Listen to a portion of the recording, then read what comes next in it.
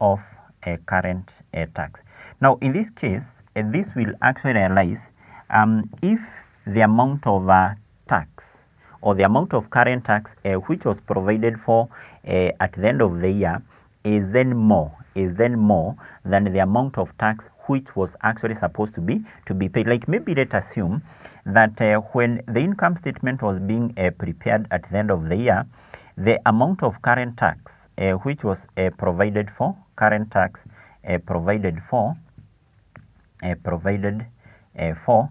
maybe at the end of the year 2018 was something like 20 million or something like 20 million, because what we have said is that whenever the company is preparing the income statement at the end of the year, that amount of tax which it will be including there, it is just a provision, because we have said the actual amount of tax to be paid can only be determined after the income statement has been prepared. So therefore, assuming that the amount of tax which was provided for was 20 million, and once now the actual amount of tax is determined now based on what we refer as the taxable profit, that actual amount of tax, or the actual amount of tax,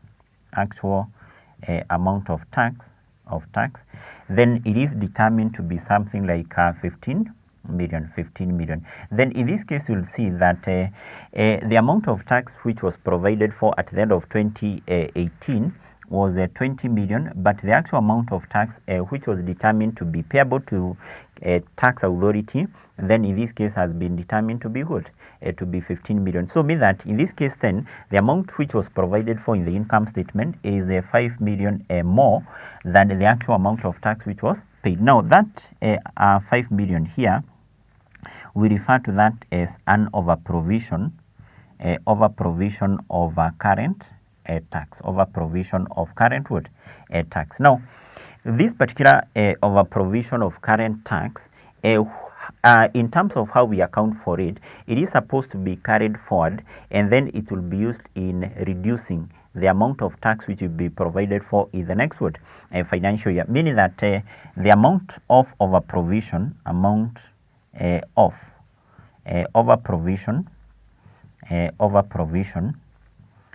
in current tax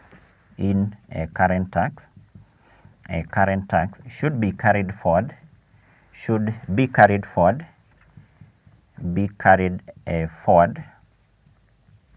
definitely to the next financial year, and should be used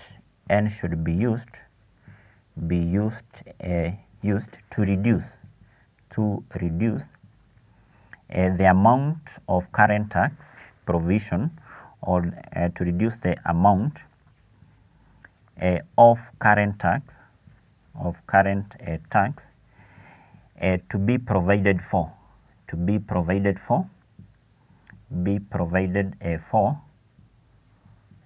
in the next financial year, or basically in the next year. So mean that if, for example, maybe in the year 2019, the company will make a tax provision, or maybe the current tax provision of something like 25 million. Now, this particular over provision in the previous year then will be used in terms of reducing that particular provision, meaning that if now in the year 2019, the amount of current tax to be provided for will be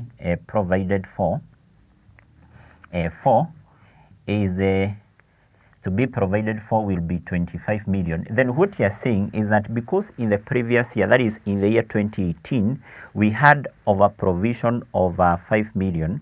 Now that particular over provision then will be deducted, or basically will be used to reduce that particular amount to be provided for, meaning that in this particular year 2019, then the amount of current tax to be deducted from the profit before tax, then in that case it will be 20 million. So therefore, that is very, very important to know how the overprovision of tax will arise, that is overprovision of current tax arises, and also how we account for that. Now, on the other hand, we have said that we may be having what we refer to as underprovision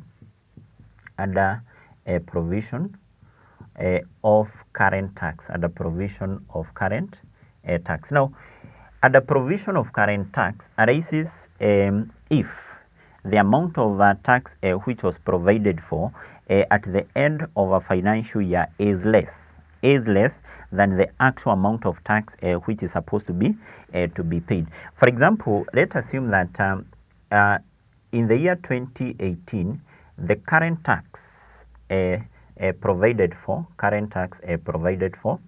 at the end of 2018 is maybe 20 million. But once now the actual tax is determined, the actual amount of tax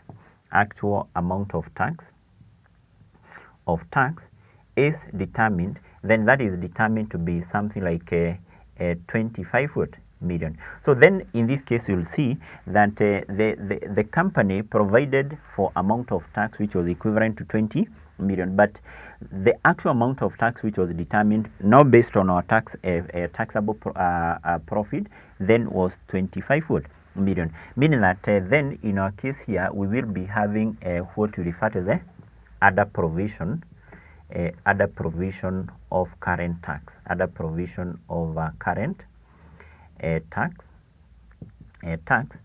which in our case now will be 5 million. Now, this particular other provision of current tax, just like overprovision, this is supposed now to be carried forward to the next financial year, and it should be added to the amount of tax which will be provided for in the year 2019. So mean that the other provision of current tax should be carried forward to the next year,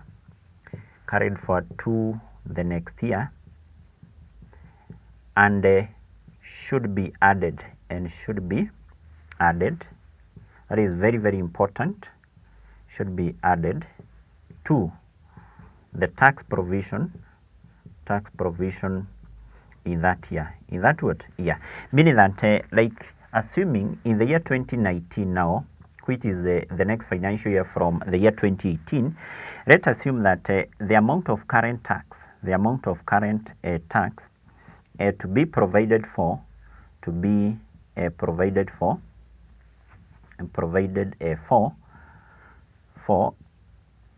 is Kenya shillings